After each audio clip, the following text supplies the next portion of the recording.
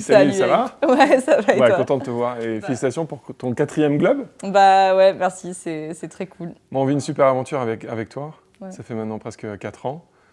Donc tu te souviens un petit peu de notre première rencontre?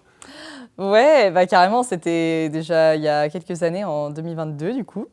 Et c'était par SMS. Je reçois un SMS de ta part et ouais, tout a commencé de là. Oui, mais en fait, notre premier échange a été assez long et comme je suis très bavard, j'ai dû t'expliquer en fait un petit peu les raisons qui nous poussaient à vouloir nous associer en fait avec un sportif de haut niveau. Et on souhaitait donner, on va dire, un sens différent à notre projet et faire incarner notre dynamique de croissance qui est absolument dingue depuis la création du groupe, avec un champion ou une championne qui soit finalement porteuse des valeurs de l'entreprise.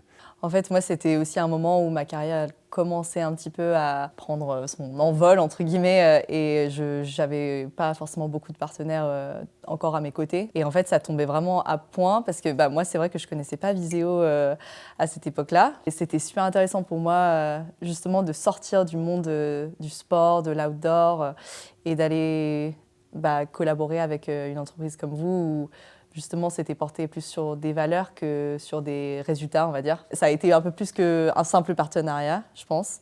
Ça m'a aussi permis, du coup, de développer des compétences professionnelles plus tard. Tu étais à l'EM Grenoble et tu cherchais un stage. Et en fait, on a trouvé assez logique que tu viennes le faire avec nous à Paris. Et donc, tu as passé 3 mois à Paris ou 6 mois à Paris, je ne sais plus. 3 mois, ouais. 3 mois. Je me souviens de ta première arrivée au bureau. Tu avais pris un Vélib. Oui, tous les déplacements en Vélib, 1 heure par jour, ça me faisait mon entraînement.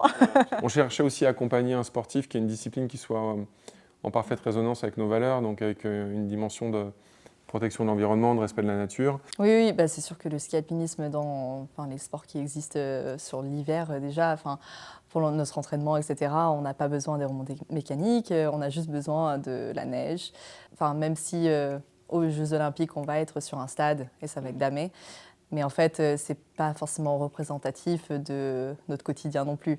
Nous, ce qu'on aime, c'est vraiment la montagne. Et je pense que ça, c'est vraiment dans le cœur de tous les skieurs alpinistes. Ce que j'aime bien aimer aussi dans ton parcours, Émilie, la façon dont tu appréhendes les choses, c'est qu'à un moment donné, tu as fait un choix assez structurant finalement pour ta carrière sportive. C'est que tu as décidé de changer de discipline et passer du ski alpin au ski alpinisme. Ouais, carrément.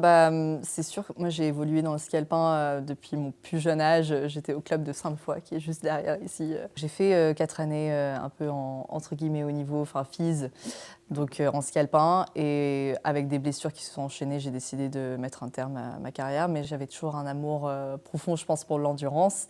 Et du coup, le ski alpinisme, c'était vraiment un mélange des deux univers. Et en plus de l'univers outdoor, de la montagne, qui me correspondait super bien.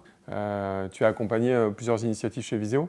L'année dernière, tu as été marraine d'une promotion qui permettait à des femmes qui étaient exclues du monde du travail de retrouver un job dans le digital. Ouais, même pour moi, c'est hyper enrichissant au final de faire partie de projets comme ça. C'est inspirant de mon côté aussi.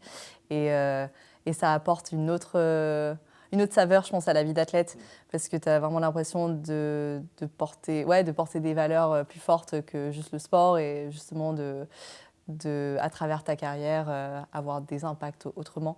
On est super fiers de t'accompagner d'une part, mais on est aussi très heureux d'avoir choisi une discipline comme la tienne, qui est une discipline nouvelle, moins connue du grand public. Et on va faire en sorte que pour les JO de 2026, ça devienne une super discipline. En tout cas, moi je peux que vous remercier pour la confiance déjà que vous m'avez accordée donc il y a 3 ans et pour la continuité et la bienveillance que vous avez dans mon parcours, parce que ça compte beaucoup pour avoir une certaine stabilité et pouvoir se concentrer sur ses objectifs pleinement en fait. Émilie, félicitations pour ta saison, merci pour cette super sortie et on est prêt pour t'accompagner pour les JO l'année prochaine en Italie. Merci à toi, c'était trop cool de venir et j'ai trop hâte.